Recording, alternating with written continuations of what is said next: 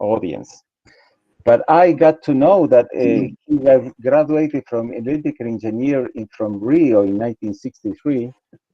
And then he went to the MIT to get his master and a PhD.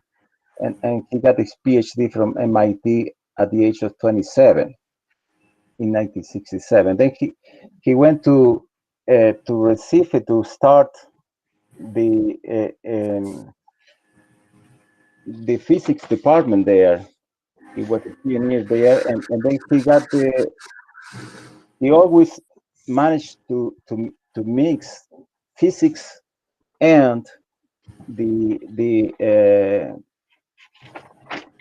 not only the academic teaching, but also doing the best physics and doing managing of science, which it takes double or triple time in our countries. And we invited the Minister of Science from Argentina. I don't know if Salvareza would be present, but I think, Sergio, you are an example of how to mix science and managing of science, which is a completely different subject. I got part of his vita from a book, Introduction to Magnonics, that has a small paragraph about the author. And there he says that he went to Santa Barbara, where I met him, but he went as a professor in 1975, 76, and then 82, 84. When I met him, probably was 87, out of Vincent Jaccarino's lab. There he was, Sergio, talking with him. And Sergio had a particularity of convincing Vince Jaccarino to publish in the Brazilian Journal of Physics, a very important paper that he always mentioned that Sergio convinced him to publish there. And the argument of Sergio, which is very good, very clear, that we have to have very good authors in order to raise the quality of the journal, which I think is right. Now, Sergio, Vincent also told me that actually Sergio did not publish in the journal, which I don't know is true, but he always managed to raise the level of physics in Brazil and South America in general. He was the Dean of Center of Exact Sciences in the University Federal of Pernambuco between 84 and 88, Director of the Pernambuco Science Foundation between 1990 and 93, State Secretary of Science and Technology of Pernambuco, 95-98, President of FINEP, the main federal agency for funding science and technology in Brazil between 2003 and 2005. And most important for us, or for South America, I would say, the Minister of Science and Technology in Brazil during 2005, 2010, under President Luis Ignacio Lula da Silva. Well, he's the president. He's a member of several scientific societies, honorary president of the Brazilian Society for Advancement of Science, and he has received several prizes and awards in Brazil and other countries. And he said he published about 270 scientific papers. And one of them I had in collaboration with Sergio, one that we sent to ICM Paris in 1988. And I'm very glad to have a paper in co-author with him about something that we were doing with Vincent Jaccarino at the time. Sergio, I'm very, very pleased to have you within our seminaries of magnetic resonance in Bariloche. Thank you very much. Thank you, Carlos, for inviting me to give this talk, this webinar. As I said in the warm-up, I would rather being in person in Bariloche to present this talk.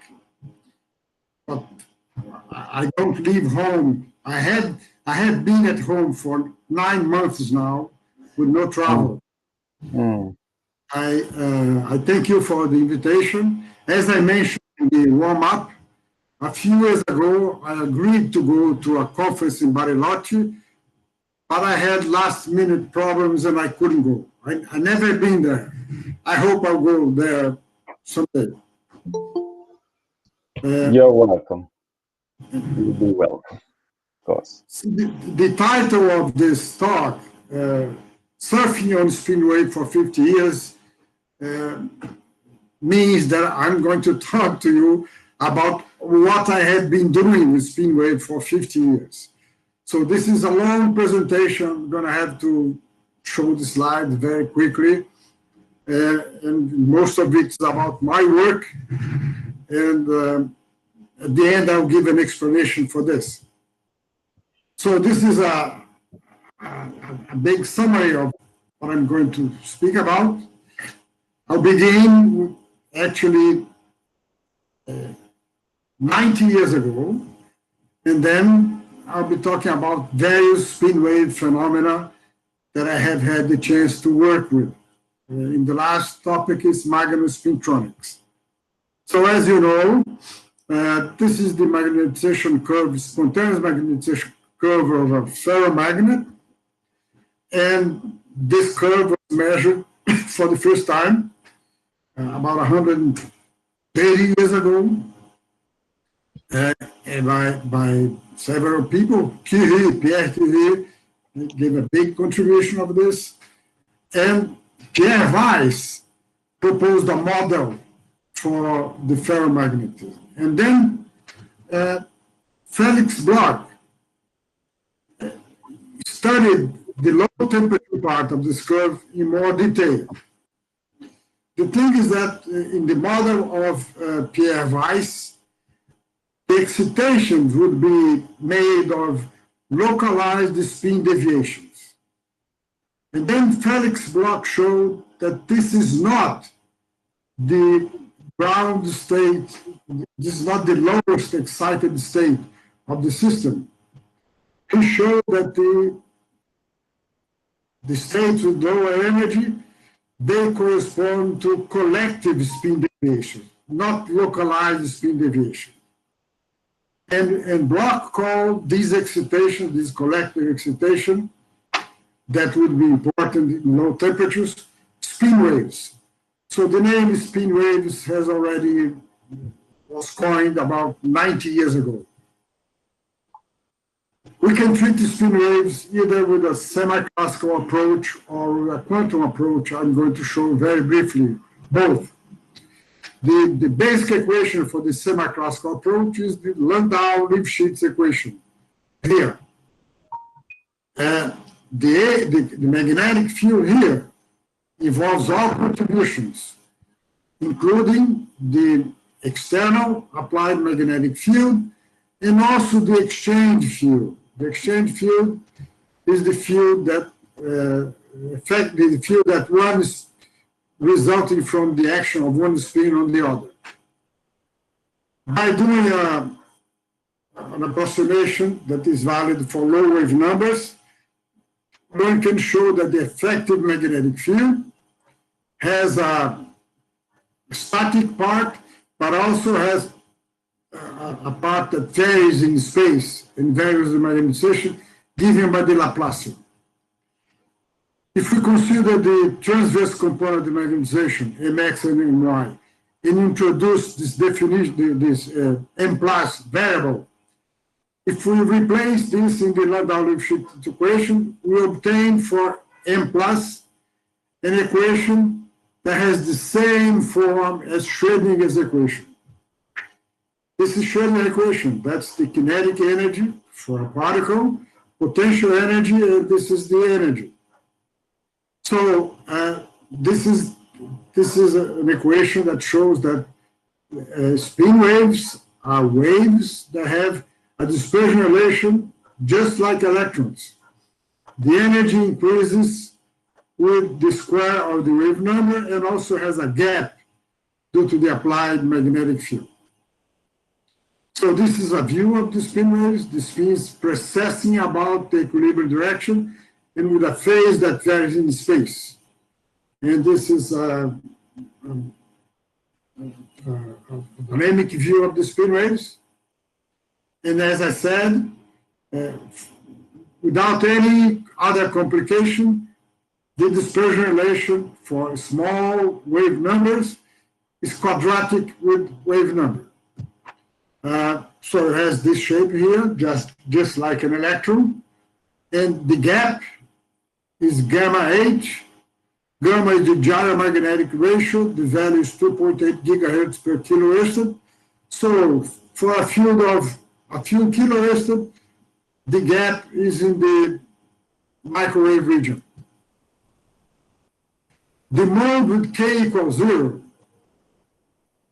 we call it the k equals 0 Magnon, corresponds to the uniform precession mode. Of course, we can also work the equations, assuming that the field, that the magnetization does not vary in space, so that's a uniform mode. And by substituting this expression for the magnetization and for the magnetic field in Landau-Lifshitz equation, we obtain the RF susceptibility. And the RF susceptibility has this shape here. It's a Lorentzian line. The width of the Lorentzian line is proportional to the magnetic damping. Well,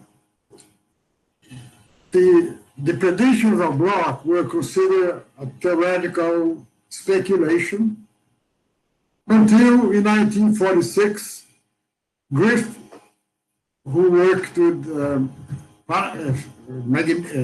magnetic resonance phenomena, he made an experiment using a ferromagnetic material. And then he called this a new phenomenon. That's the measurement of Griff, published in Nature in 1946. And there was a puzzle in his measurements. The frequency that he measured could not be explained. It was different than the paramagnetic resonance frequency. Then, in the same year, Charles Kittel, who has done a lot of work in magnetism, he gave the correct interpretation for the frequency of the ferromagnetic resonance experiment.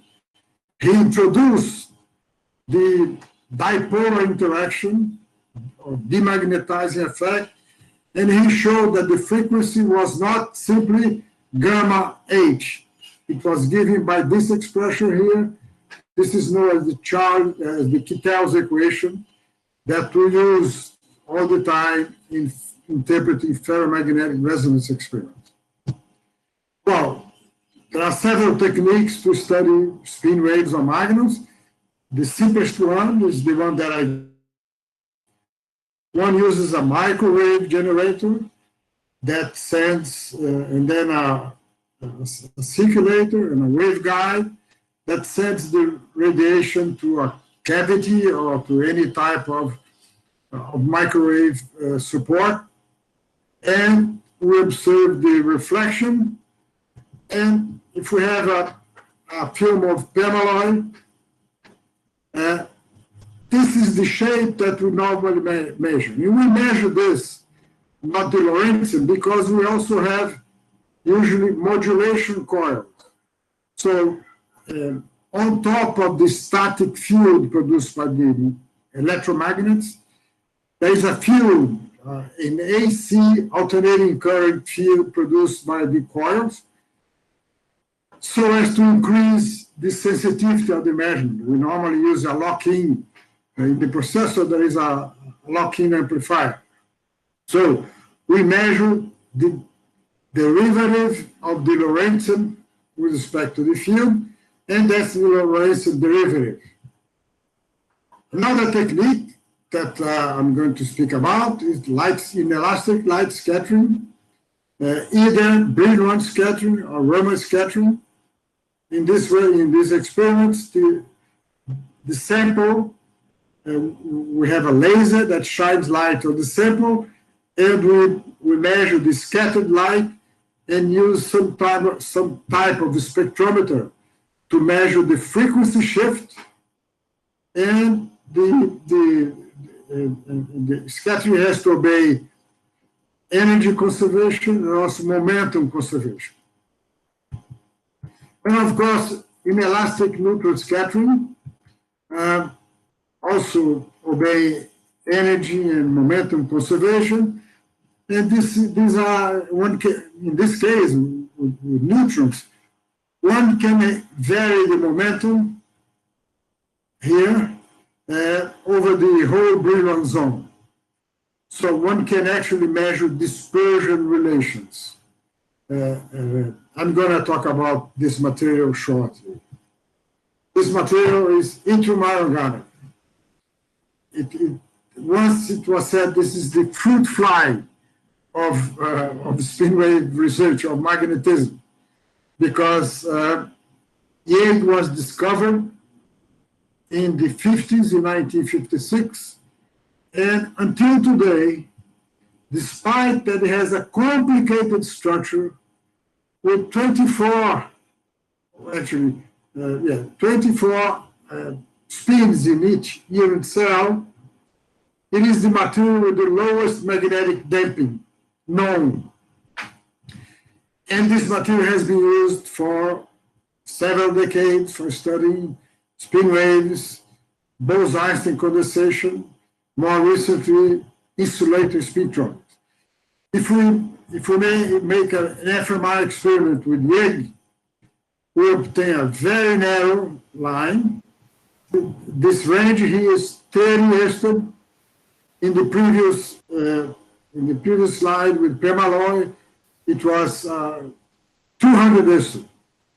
So even with 100 Heston, the line is very narrow, and there are some peaks corresponding to standing waves. I'm going to talk about a lot about Yale.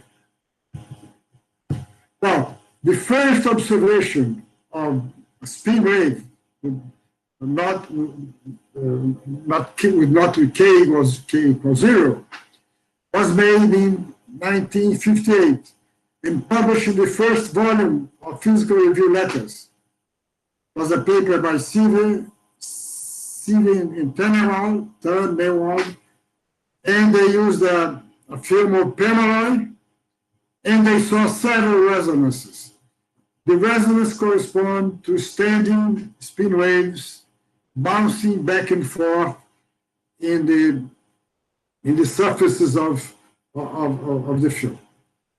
The first observation of propagating spin waves was done 4 years later, and the experiment used a sample of intramarine with the shape of a disk. The magnetic field is applied perpendicular to the disk. And the disk has a 0.5 millimeter or 1 millimeter thickness, so the static field inside has this shape due to the demagnetizing field.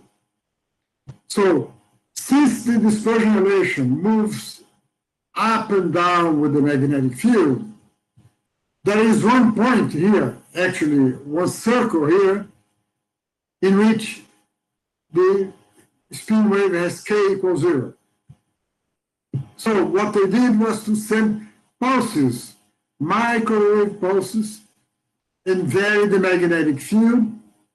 And what they observed were the result of echoes, spin wave echoes. In other words, a spin wave is excited at k equals 0 because only here it couples with the k equals 0 microwave photons. It propagates down. It propagates down because it obeys an equation like Schrödinger equation for the electron. So a pulse here behaves like an electron. It moves down the hill and then goes up. When it gets here, it excites a pulse.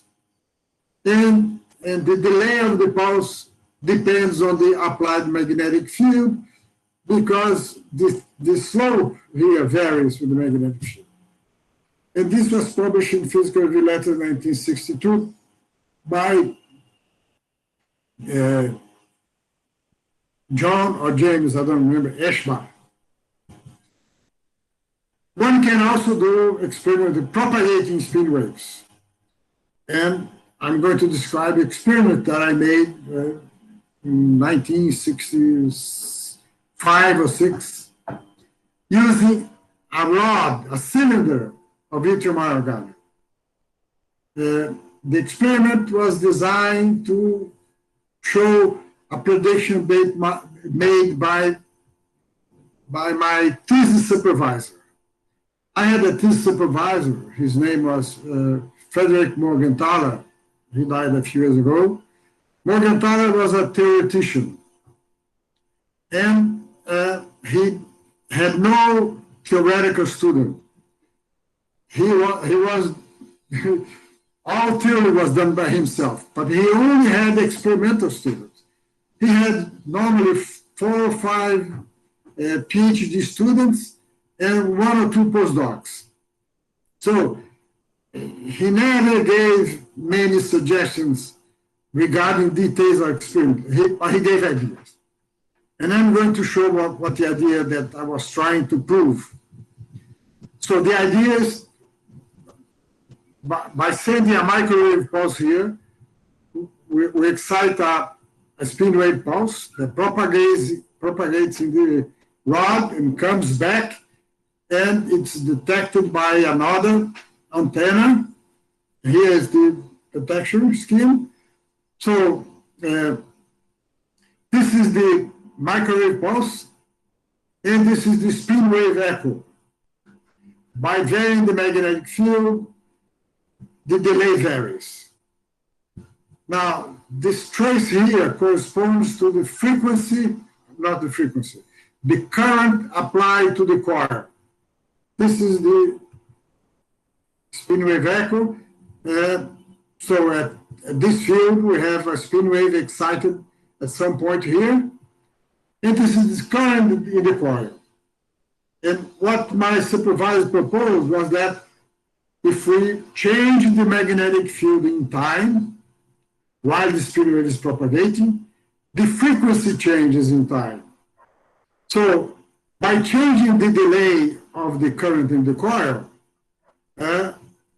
I move the pulse, the step in the magnetic field to this position here. And then what we see is that we see the microwave pulse and we don't see the spin wave. We don't see the spin wave because the frequency has changed. The frequency changed because the dispersion relation changed in time, so the spin wave came here. And the receiver is a tuned receiver, like a radio. It tunes one frequency. Now, by changing the frequency of the tuner to another frequency, notice that the original frequency was 1.2 gigahertz. Now the receiver is tuned to 1.8 gigahertz. And now we only see the spin wave pulse. We don't see the microwave pulse. Well, actually, I did many other experiments to convert spin waves into phonons and so on in pulsed magnetic fields. So this was published 53 years ago. That's why I say that I've been surfing on spin waves for 50 years. And then we did the experiment to magnetoelastic waves, and we published papers in 1969. As I said, Morgenthaler was the person that had most of the ideas. Now, spin waves can also be treated with quantum mechanics. Consider very briefly here a spin Hamiltonian with Zeeman exchange and dipolar contributions. And by doing Holstein Primakov transformations, one can obtain a free Magnon Hamiltonian, in which this is the operator that creates a Magnon, and that's the one that destroys a Magnon. The dispersion relation now has this term coming from the dipolar interaction. So when the equation operator operates on the vacuum, we have one magnon. When it operates twice, we have two magnons. When it operates on any times, we have n magnons. So this is the state with the n magnons. This state is an eigenstate of the operator number, and it's also an eigenstate of the Hamiltonian. So this is the eigenstate of the free Hamiltonian. They are used in treatments of thermodynamic properties and so on and so forth. However, the expectation value of the operators nx and my in this state are zero. Because, as you can see, if we have this in vacuum here, in vacuum here, we create one magnon, and one magnon is orthogonal to the vacuum. So this is zero. And then I had read in some book that these states corresponded to the classical states. And then I finished my PhD and I went to Rio de Janeiro to work at the Catholic University, which was the best place to work at that time, that we had a dictatorship in Brazil. The federal universities and the federal institutions were a very bad environment to work. So I went to PUC, and I had no laboratory. And then I started working with my colleague at Recife. And then we understood that the waves that correspond to our classical spin waves are not the eigenstates of the Hamiltonian. They are actually coherent photon states. Coherent Magnon states. The coherent Magnon states are analogous to the coherent photon state introduced by Glauber in 1963. Glauber won the Nobel Prize several years later, and one of the main contributions mentioned in this citation was the introduction of the coherent photon states. So, Nissim Zaguri and I published this paper in Physics Letter in 1969, and this paper has been completely hidden in the literature. Nobody knows about it, for several reasons. One reason is that all experiments done with spin waves involve so the fact that magnons are quantized is very difficult to detect. However, while with photons, it's very easy to detect the quantization of photons. And only recently, there was a confirmation that one has coherent states. In our paper, we show that the density distribution of a coherent state is a Poisson distribution. This is a Poisson distribution. Ferromagnets have a Gaussian distribution. So this is the Poisson distribution and the Gaussian distribution. Very recently, several authors made experiments in which they excite a sphere of yttrium garnet in a cavity, and the detection is made by a Josephson junction that detects qubits. The experiments were done in millikelvin temperature, and then they measure the distribution of thermomagnons. It's a Gaussian distribution, and they measure the distribution with one magnon, two magnons, and three magnons. And finally, we have a proof that magnons are quantized, and the distribution depends on how they're excited. This paper does not mention our original paper because, as I said, our paper was hidden in the literature. But in the last 3 years, our paper has been mentioned several times because these phenomena are becoming more important. So As I said, I work with Cesar Guri in other things. We published some more paper. This paper has a detailed calculation of many things that we studied in Magnons. And then I moved to Recife. Carlos mentioned that I came from the United States to Recife. Actually, I spent 4 years in Rio de Janeiro, a brief time in Campinas, but then I came to Recife. And in Recife, we had no laboratories. So we had to do theory. So I got together with my then students and published papers on theoretical aspects of spin wave scattering. But then we had some funds, and then the equipment started to arrive. Here are my colleagues at the time. Actually, they were my students, just a little younger than I was. And then we had an idea. The idea we had just a little before this Jacarino visited us in Recife. The idea was that of the radiation damping.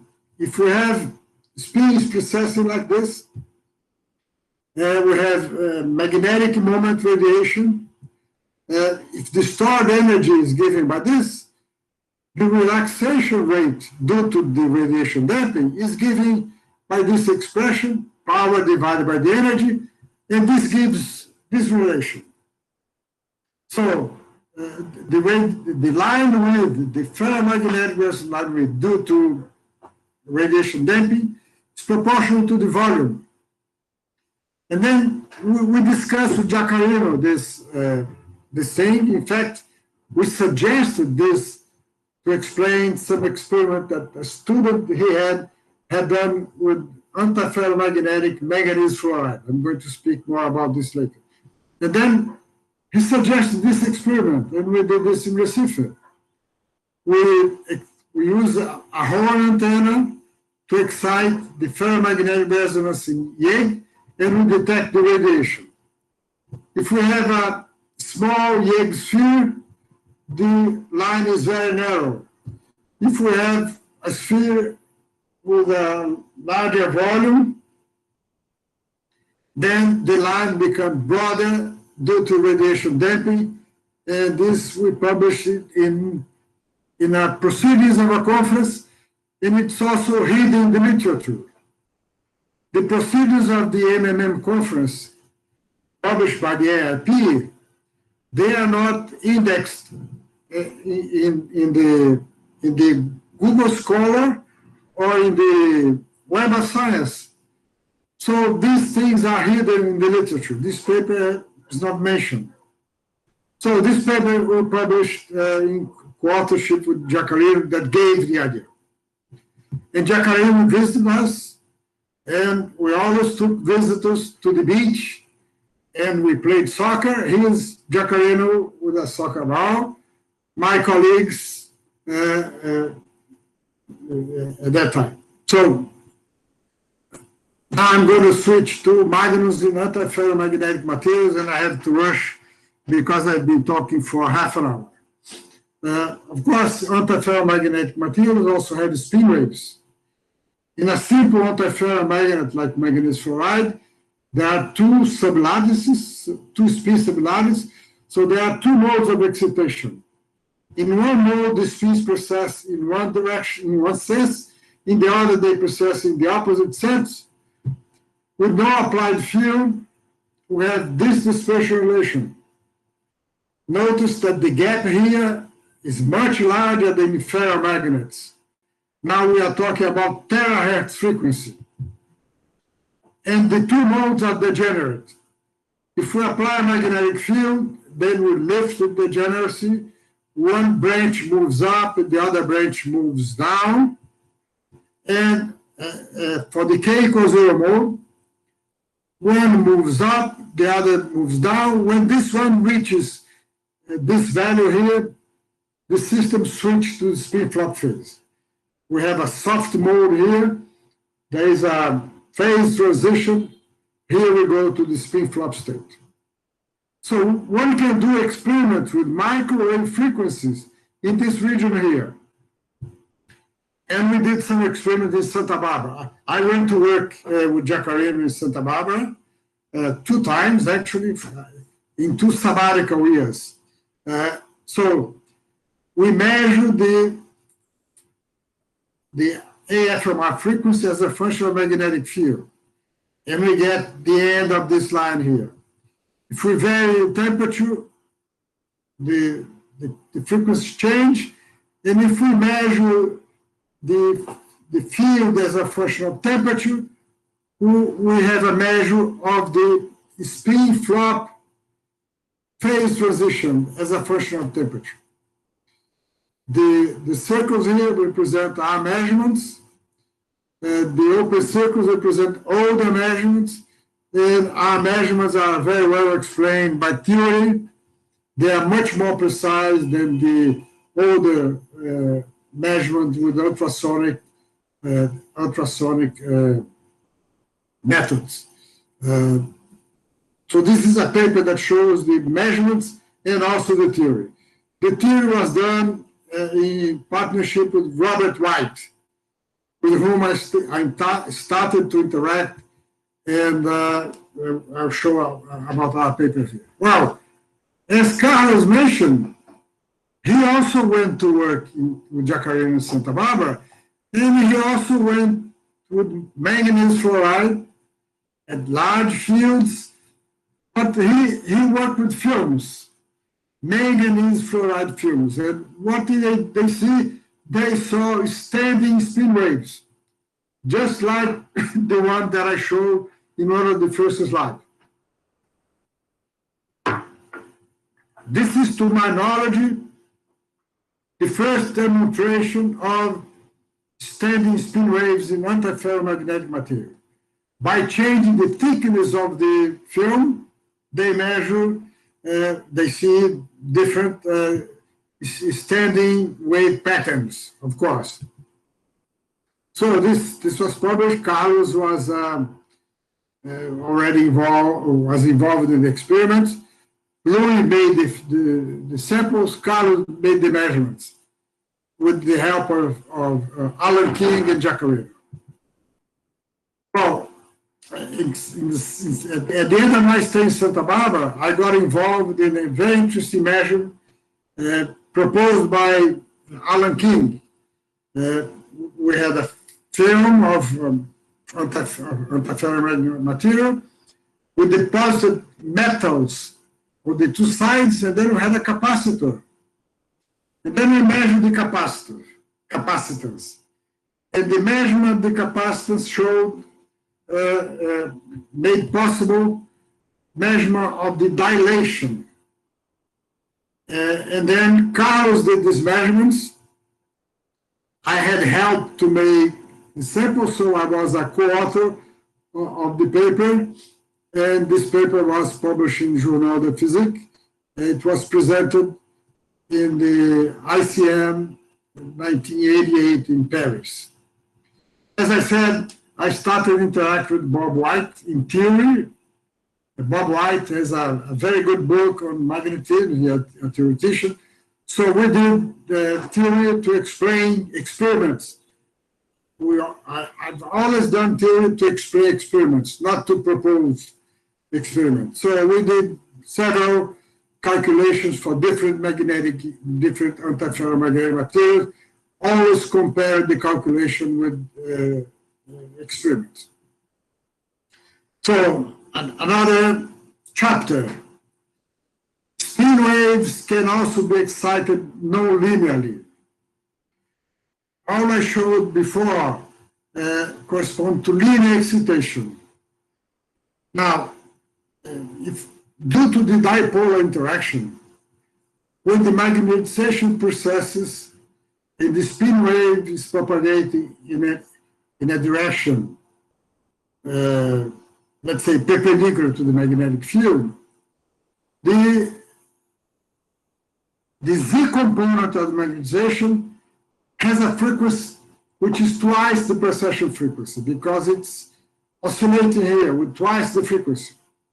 So if we apply a microwave field parallel to the static field, K equals 0 photons can excite a pair of magnons such that each magnon has half the frequency.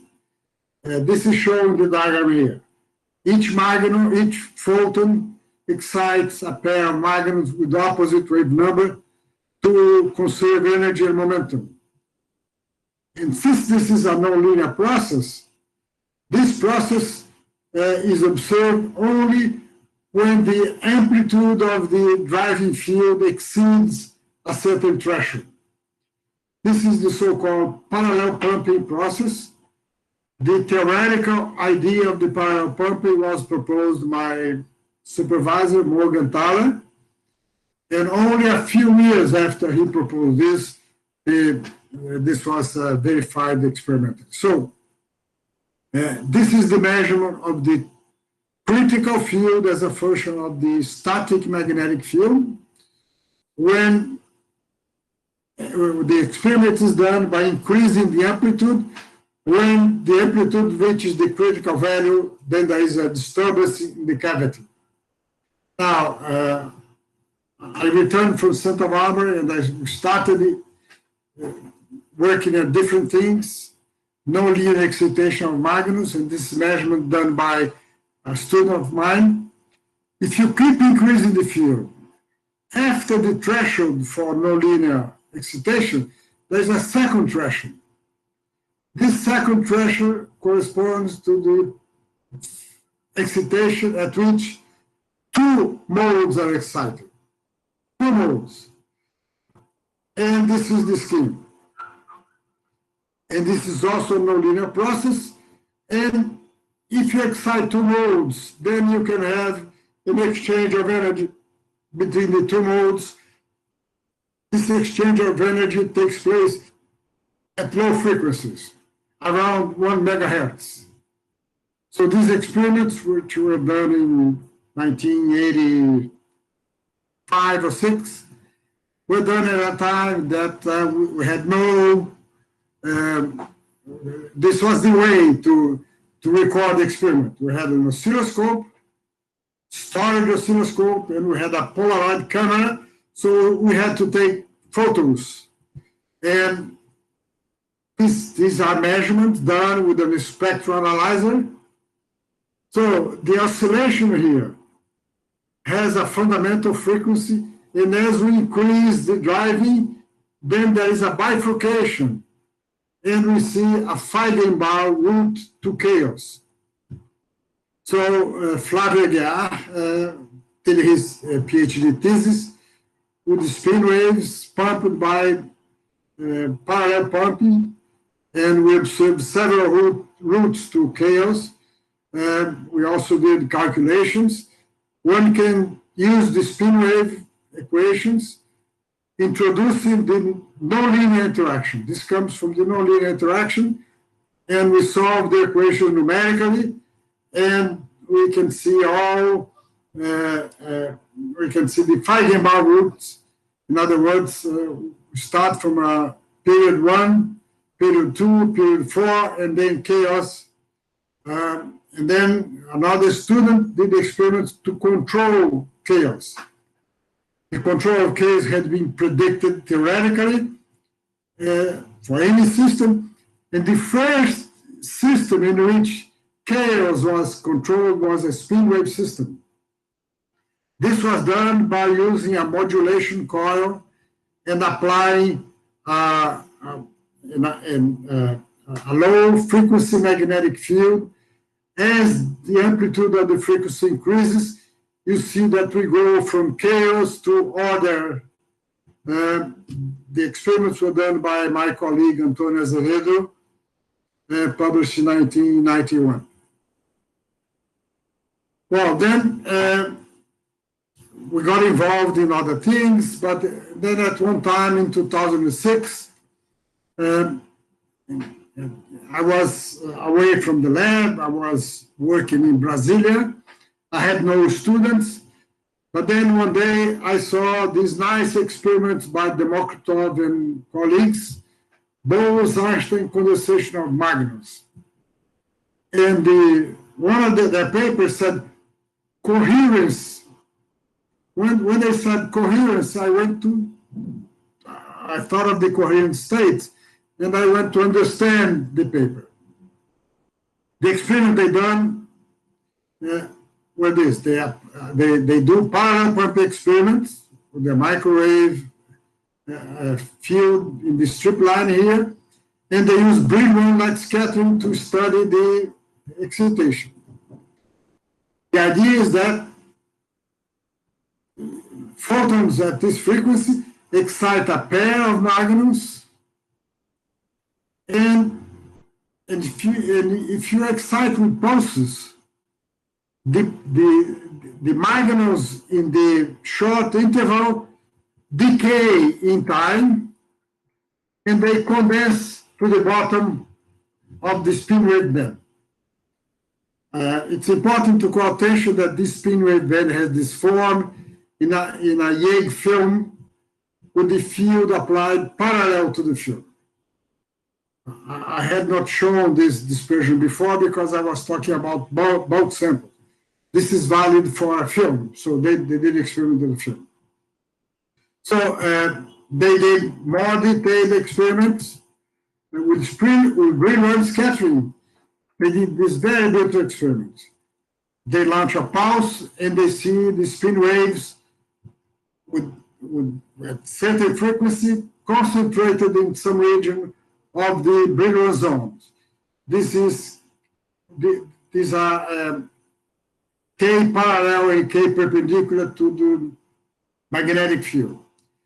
And as time goes by, the excitation goes to the bottom of the dispersion curve of the energy well.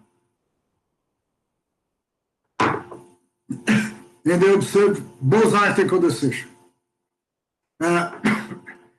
This is the first experiment of Bose-Einstein condensation at room temperature. No other system has shown Bose-Einstein condensation at room temperature. And because they mentioned about the coherence, there was no explanation, no theoretical interpretation of the experiments. I decided to work on the theory and published a couple of papers, actually two other more. And as I said, I had no student, no lab.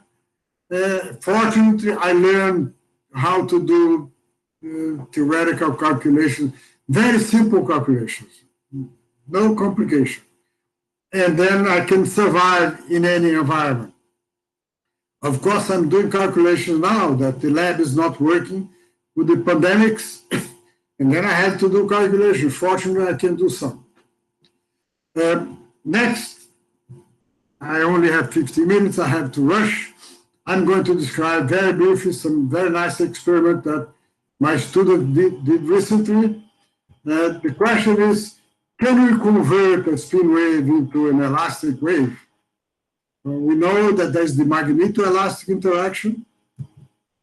And the magnetoelastic interaction has a coupling between spin waves and elastic waves. And so this is one question. I'm going to show quickly that, okay. But then there's another question. We know that the spin of photons is well established. This was established by Raman.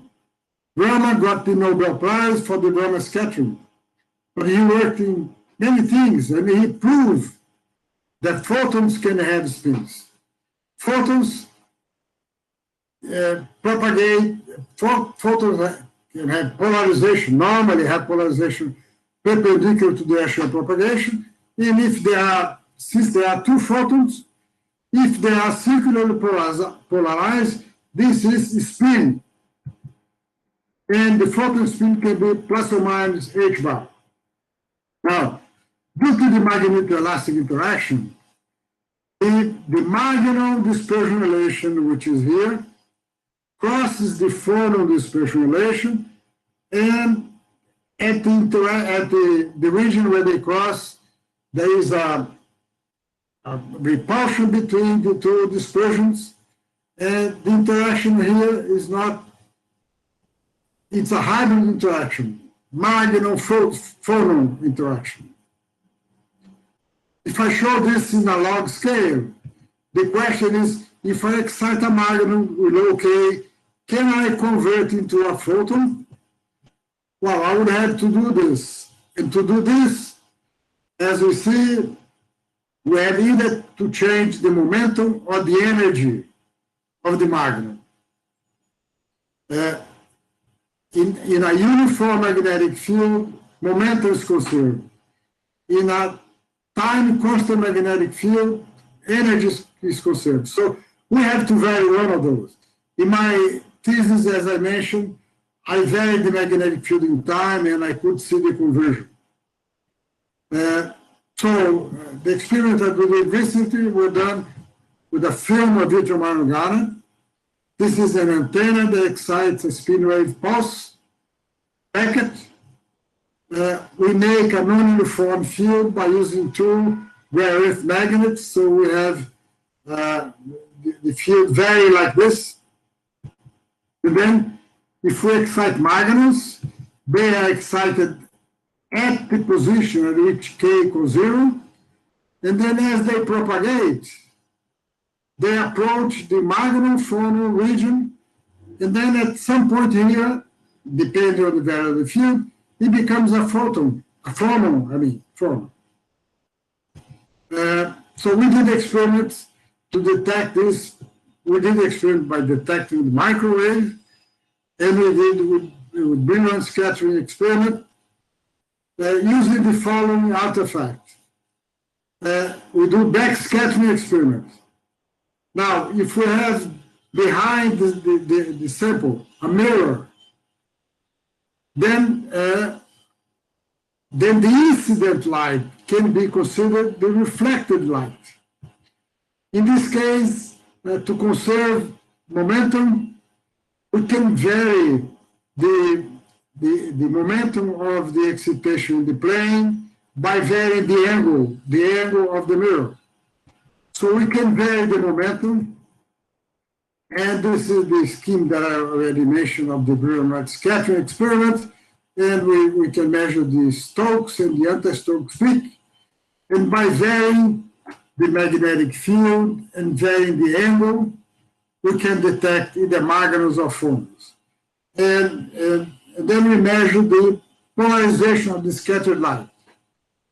For an excitation with this magnetic field and with this K, as I said, K is varied by varying the angle of the mirror.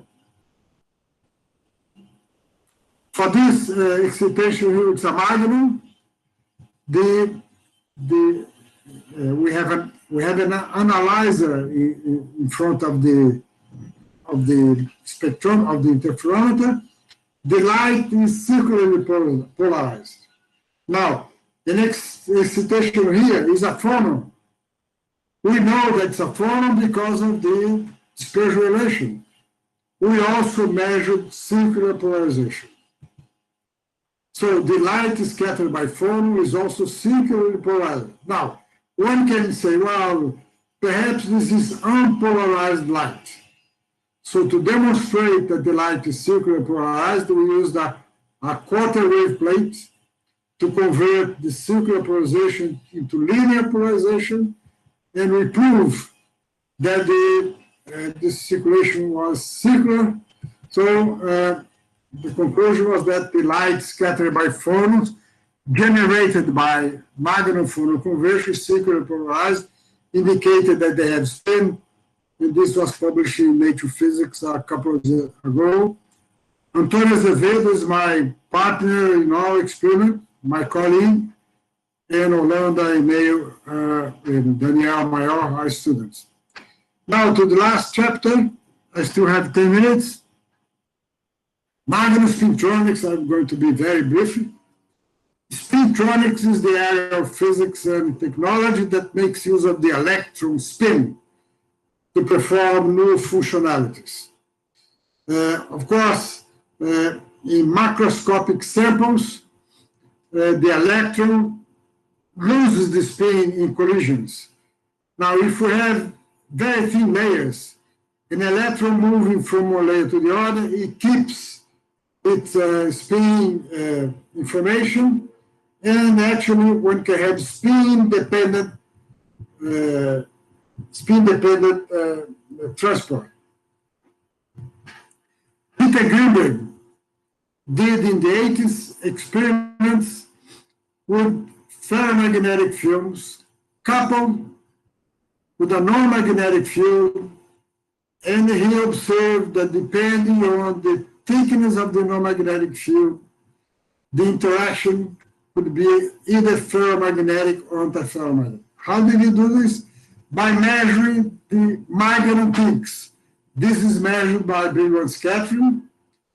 Depending on the positions of the two peaks, one can say if the couple is ferromagnetic or antiferromagnetic.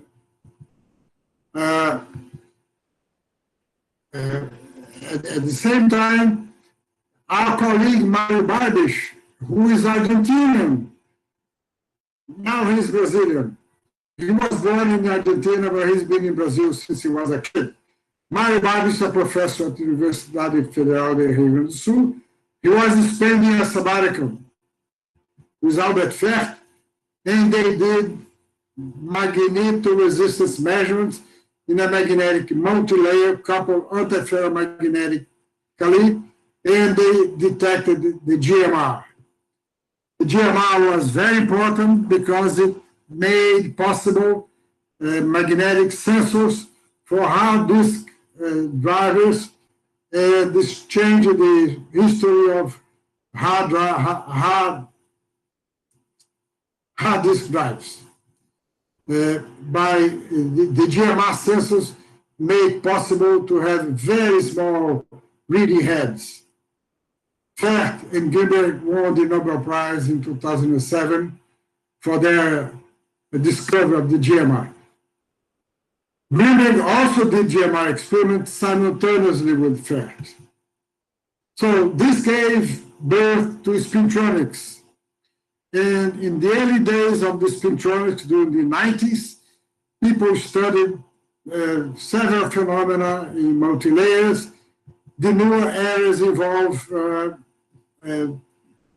spinometronics, antiferromagnetic spintronics, nanomagnonics, and so on and so forth.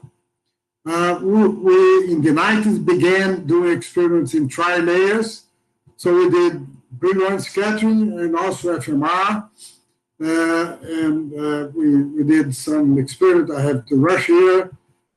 We also did Brillouin scattering experiments with magnons excited by spin transfer torque.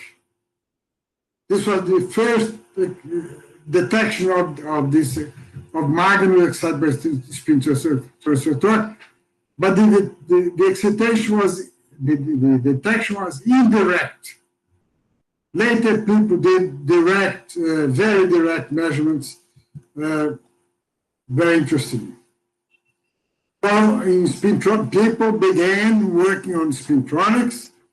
These theoreticians predicted a new effect, spin pumping, by which ferromagnetic resonance excites spin currents in a non-magnetic layer, and they predicted that spin current would produce magnetic damping.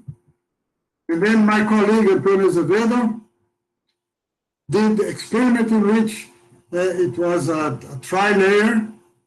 He did the FMR experiment with his students, and I helped very briefly, and measured the voltage with two contacts here.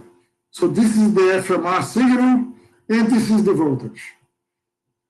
And we were not sure what we were doing, because we said we are probably exciting pure spin currents, and this is the reason we have the question mark here. But we did not understand how a spin current was converted into a voltage. This was explained 1 year later.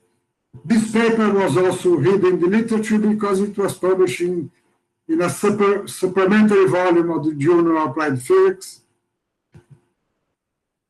Another important spintronic phenomenon is the one by which, by applying a temperature gradient across a film, one generates a spin current, and the spin current generates a charge current. This was done by the group of Saito, and then we got involved in this. We made experiments, and we made the theory because there was a theory for this effect that we did not agree with. So our theory was based in what we call magnonic spin current. Spin currents can also be carried by spin waves, because as spin waves propagate, a spin deviation is transported, and by using Boltzmann diffusion equations, we solved the boundary value problem here, and we found the voltage as a function of the parameters, and our theoretical calculation explained quite well the experiment as a function of temperature, as a function of field, as a function of thickness. And we published this in this paper in which we did both experiments and also several calculations. Well, this is the last chapter, antiferromagnetic spintronics. As you know, antiferromagnets have no macroscopic magnetization, and because of this, it cannot be manipulated by external magnetic field. It can be manipulated by currents, and it has the advantage of not being sensitive to stray magnetic field. Also, the excitations in antiferromagnet are in the terahertz frequency, as I showed 45 minutes ago. So the dynamics is much faster. So antiferromagnets have been attracting a lot of attention. There are recent reviews on antiferromagnetic spintronics, and we did recently an experiment in which we excited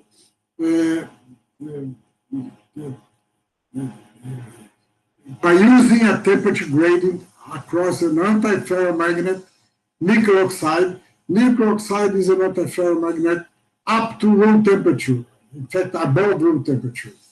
So we did measurements from low temperature to room temperature, and we measured the specific effect, and we made theory, and this was published last year. We also published a more comprehensive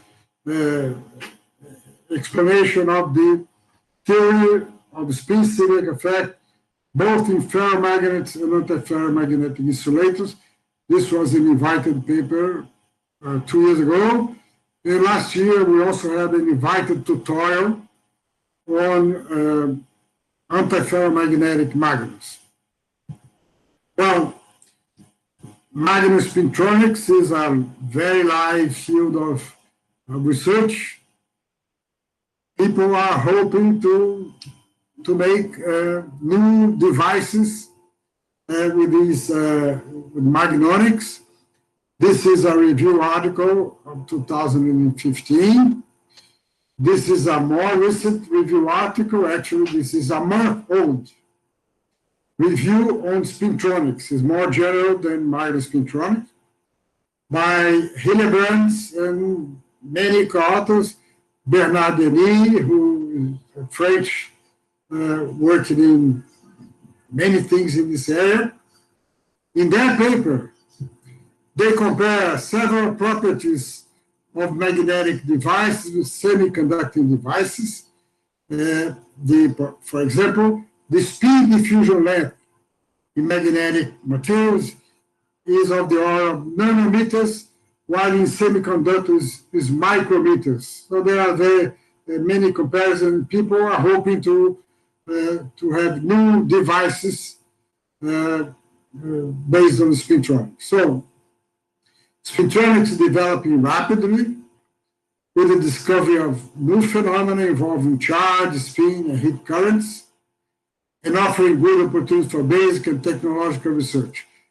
There are a few books on spintronics that are written by many authors. With each one writes a chapter. These books are very good, very interesting, very useful for researchers who are already working in similar fields. But there was no textbook on magnonics. So I decided a couple of years ago, when we had a very terrible election results in Brazil, I decided that I should have something to concentrate on and not think much about politics. And I was encouraged by Alberto Guimarães, who is or was with us here, to submit this book to Springer. And the book was published a few months ago. And the chapter of the book are more or less the summary that I presented early. 50 years working with spin waves. I'd like to show here my colleagues, Antonio Azevedo, Fernando Machado. Roberto Rodrigues is a Cuban who works in Chile. We are partners. Roberto is also a good theoretician. Joaquim Mendes is a professor in Viçosa. José Holanda here was a student that did the experiment with spin formula. Now he's a professor at the Universidade Federal do Espírito Santo. This slide I prepared some time ago, and I did not put Holanda here. And this is Recife, Pernambuco, and I thank you very much for your attention and your patience in this long talk.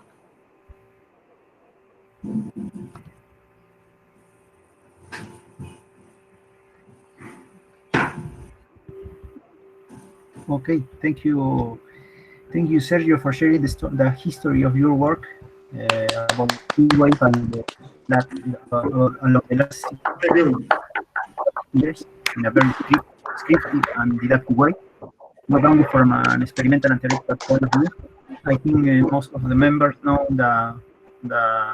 your work, and I'm really sure this time is a privilege to hear the results directly from you. So now I would like to open the session for questions.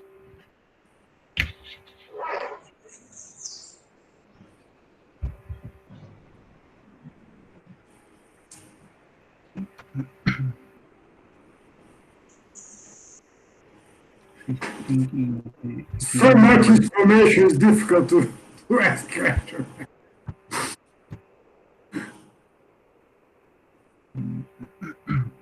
I think there is a question in the chat.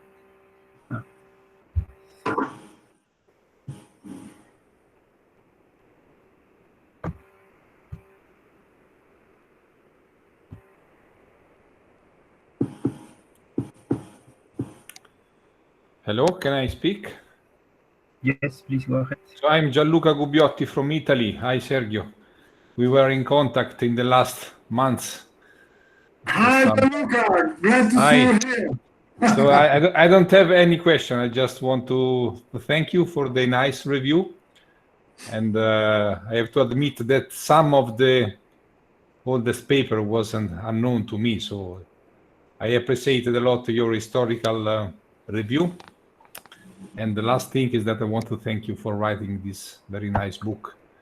I found very useful for the students, and I think it is important to have just a general book which is not too much specialistic.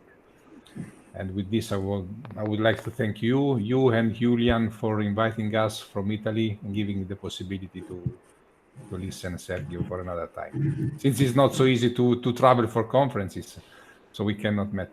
So thank you, everyone. Thank you, Gianluca. Last year, you invited me to go to the Magnonics workshop that you organized, but it was just 3 weeks after the spin electronics workshop that I had already agreed to go, so I couldn't go to your conference. Yeah, But I understand. Yeah, I understand. sometime. Regarding the talk, I should have mentioned, I showed my email in the first and the slide. If anyone wants the PDF version of this talk, I'll be very glad to send. Yes, thank you very much. Or I can send to Carlos and you are, or everyone is contacted with Carlos and can get it. Sergio, the recording of this talk will be posted in YouTube. Seriously, you're going to be very famous, more than you are now.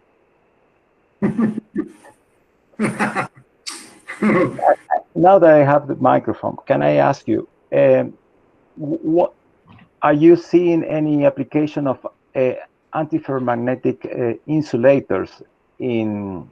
Well, there was already a long debate on exchange bias led from well, the initial work of David Lederman, and then picked up from different people. Schuller doing then, but do you see any application of antiferromagnetic insulators in spintronics? Carlos, 3 weeks ago, we had an MMM conference, which was virtual like this.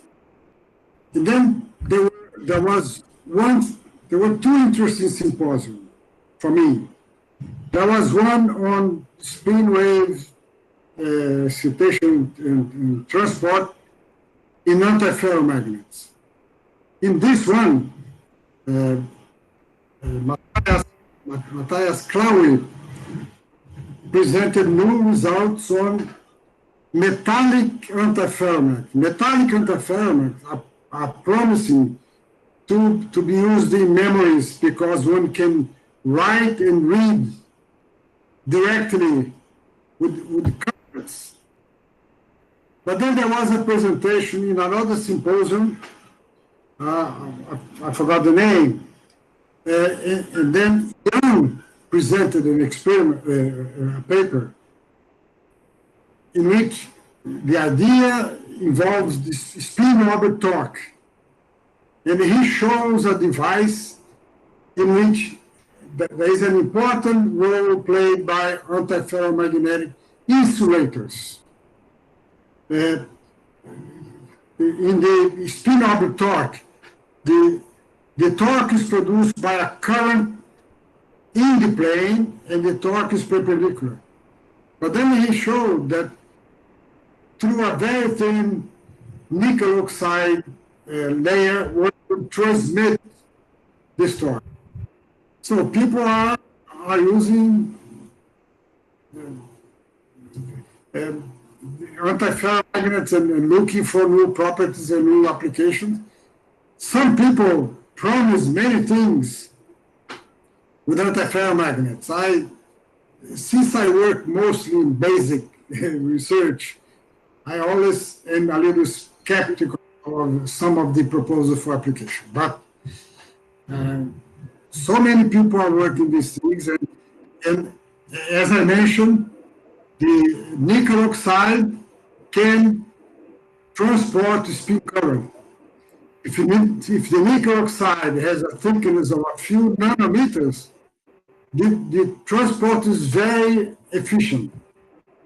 So one can transport the spin wave and having electrical insulation at the same time.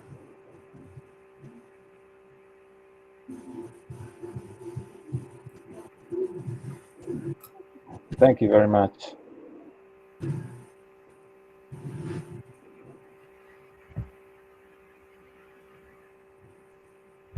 I do have a question, Sergio.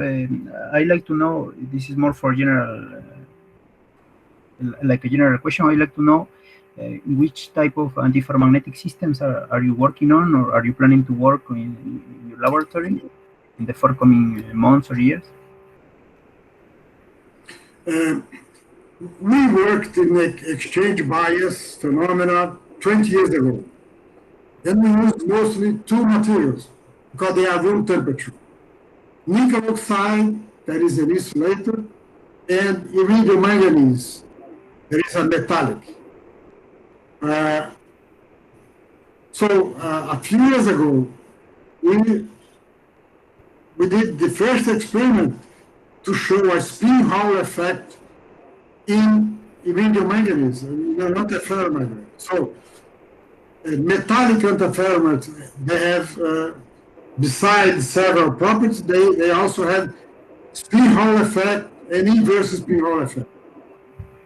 The insulators, the nickel oxide, as I mentioned, we have also done an experiment in which nickel oxide is used to separate the a metallic film between two metallic films because it's an insulator. But we also have done an experiment with gold manganese. Gold manganese was discovered as an antiferromagnet about 7 years ago. And we also did an experiment with gold manganese. So we've been working with 3 or 4 different antiferromagnets, metallics and insulators. Okay. We also did Brightman scattering. We measured the low frequency Magnon, the lowest Magnon frequency in iridium manganese, in nickel oxide, in gold manganese is about a few hundred gigahertz. And we measure them with Brightman light scattering.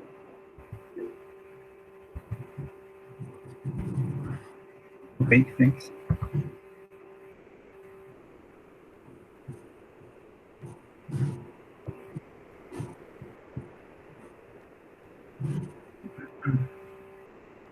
If anyone has an additional question, I think.